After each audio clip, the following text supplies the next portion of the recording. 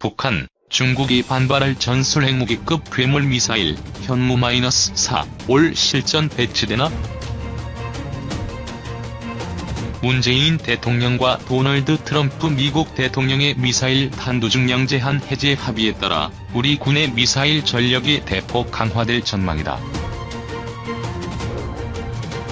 미사일 탄두중량 제한 해제는 한미가 1979년 미사일 지침에 합의한 지 38년 만에 이루어졌다. 한국군 미사일 기술 발전을 제한했던 족쇄가 풀림에 따라 미사일 주권을 회복했다는 평가가 나온다. 군은 현재 탄두중량 2000kg의 미사일 개발을 검토하고 있다.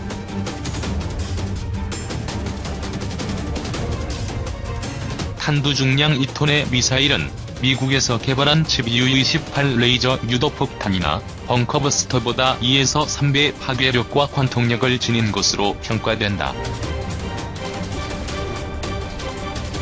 한 군사 전문가는 5일 탄두중량 2톤 규모의 미사일이 마하 7에서 8속도로 지상에 낙하하면 항공기에서 투하하는 GBU-28이나 GBU-57보다 2에서 3배의 파괴력과 관통력을 지닌다며 사실상 전술핵무기급 전략무기라고 평가했다.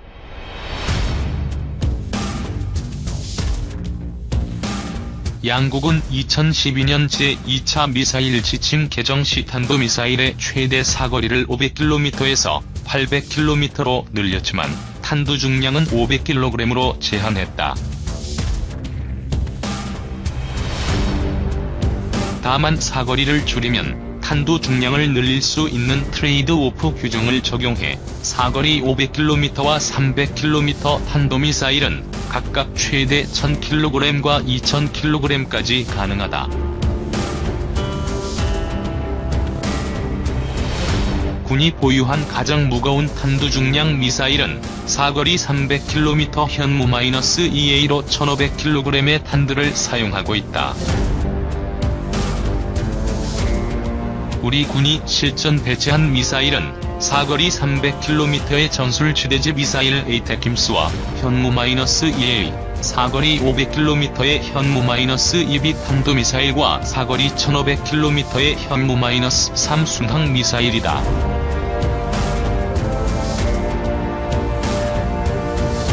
사거리 800km인 현무-2C는 지난달 24일 마지막 시험 발사 후 실전 배치를 앞두고 있다.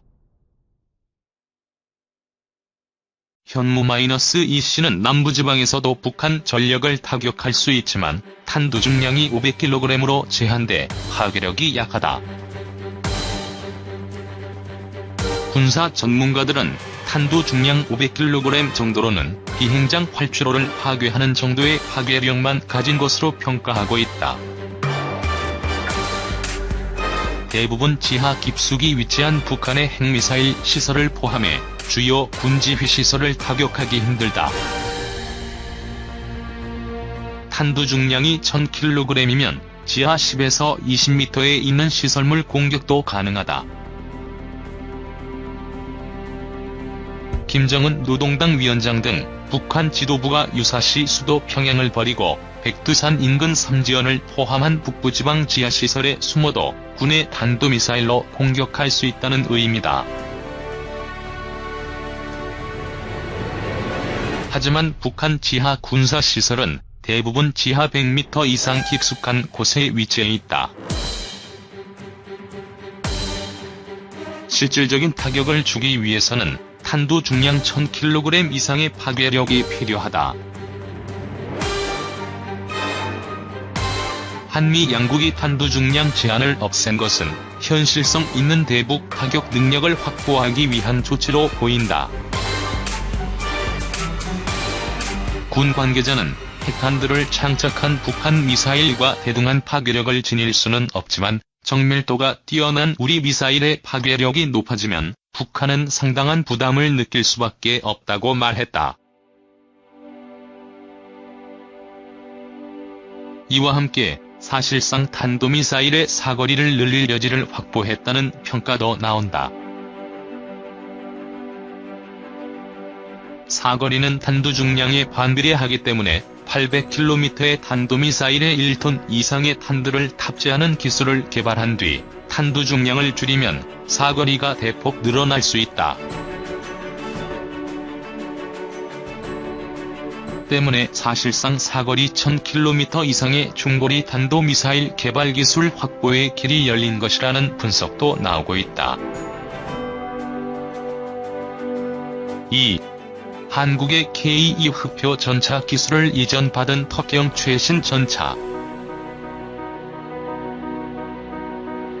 터키와 지상 국경을 접한 국가는 시리아, 이라크, 이란, 아르메니아, 조자, 그리스, 불가리아 등으로 매우 다양한 편입니다. 해당 국경선의 길이만 1700km에 달해 정규 31만 명 규모의 터키 육군으로서는 고정적인 병력 배치만으로 국경 문제에 대응하기 어렵고, 이 가운데 이라크 방면의 국경은 오래전부터 쿠르드족 관련 무력 분쟁으로 인해 군사작전이 빈번히 진행되었습니다.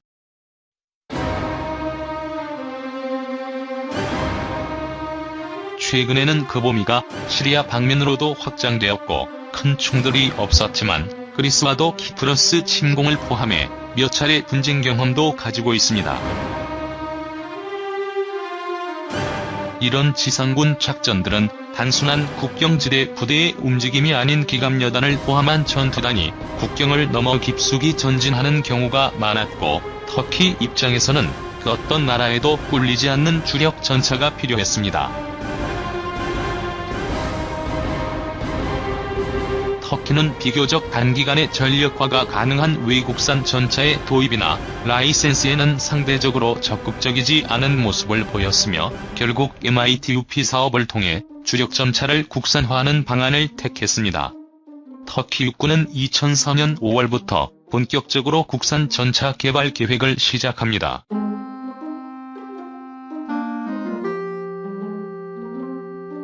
사업의 전반적인 방향은 터키 국내 업체들이 국외 전차 업체들의 기술을 이전받아 자체적으로 전차를 개발하는 형태로 확정됩니다. 내부 조율 끝에 2007년 3월 터키 방위산업집행위원회는 터키 국산 전차 개발 계획을 정식으로 승인하고 OTUKEAR을 주계약자로 2008에서 2012년간 초기 설계 및 2015년까지 4대 프로토타입 제조와 검증 실험을 포함한 개발 계약을 체결하였고, 개발에 앞서 필수적인 기술을 이전받기 위한 국외 업체들과의 접촉도 진행되었습니다.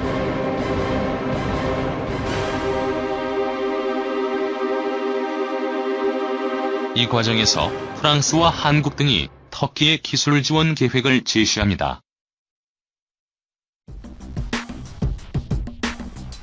프랑스는 르클르크 전차 기반, 한국은 K2 흑표 전차의 구성 요소 기술을 제안합니다. 1년의 내부 평가 끝에 한국의 국방과학연구소와 현대로템이 기술 지원 업체로 지정되었고, 전차 개발을 위해 2015년 4월까지 총 101건의 주요 관련 기술을 이전하는 4억 달러 규모의 계약을 체결합니다. 2010년 9월 초기 개념 설계가 승인되었고, 다음 단계로 30개월에 걸쳐 상세 설계 및 세부 개발 계획이 진행되었습니다. 이후 2011년 5월 초기 설계안을 IDF 2011에 출품하면서 터키의 최신 전차 K2 흑표의 후계자라고 불리우는 올타이 전차의 기본적인 정보가 대외적으로 공개됩니다.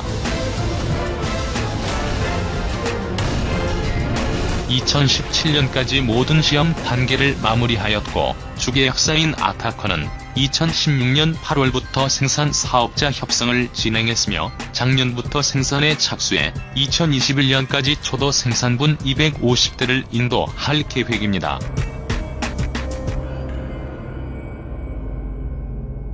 이렇듯 일련의 비판적인 시선과는 다르게 터키의 올타이 전차는 한국이 정식으로 기술을 수출하여 만든 터키형 K2 전차인 것입니다. 이어서 K2 흑표와의 터키 전차와의 차이점에 대해서 살펴보겠습니다. 앞서 언급했듯이 올타이 전차는 해외 설계 전차의 개조 개량형 라이센스가 아닌 터키 업체들이 고유 전차를 개발할 수 있도록 하는 프로젝트였습니다. 즉 국방과학연구소와 로템은 포괄적인 핵심 기술 전수 및 개발 지원, 개발 및 제조 시설의 설치 운용 지원을 제공하는 형태로 진행되었습니다. 다 해준 거 아냐? 터키 국방장관에 따르면 한국에서 도입하게 되는 해외 기술은 올타이 전차의 전체 구성 요소 가운데 60%가량 반영되었고, 주요 구성 요소 역시 생산 과정에 터키 자체의 국산화가 진행되었다고 설명합니다.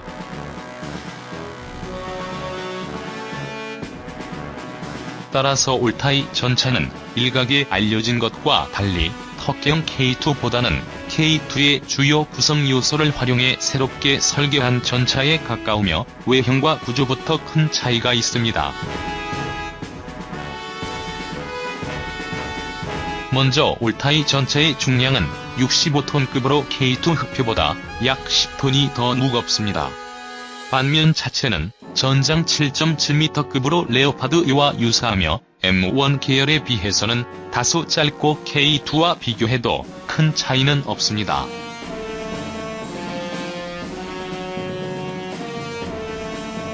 즉 전투 중량의 차이는 차체의 규모보다는 장갑 등의 대규모 증설에 따른 중량 증가에 가깝습니다.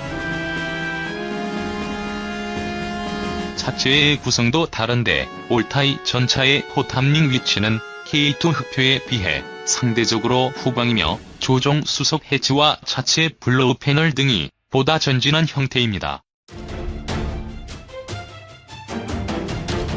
차체도 구조적으로 다소 상이한데 K2 흑표는 조종 수석이 전면 좌측에 설치되고 예비탄이 전면 우측에 적재되는 반면 올타이 전차는 조종 수석이 차체 중앙에 예비탄 가대는 조종 수석 좌우에 위치합니다.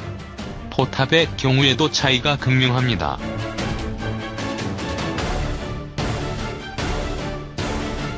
K2 흑표가 낮고 폭이 좁은 포탑에 자동장전장치와 차장 보수만이 탑승하는 간소한 구성인데 반해 올타이 전는 레오파드 계열에 필적하는 크고 높은 직사각형 포탑에 3명이 탑승하는 보다 전통적인 형태를 선택했습니다. 이처럼 K2 전차와 올타이 전차는 몇 가지 주요 구성 요소를 공유하는 다른 전차라고 보는 것이 합리적이며 쉽게 생각하여 터키형 K2 흑표가 아닌 K2의 중요 기술을 이전받은 K2의 후계 전차라고 생각하시는 것이 여러모로 합리적입니다.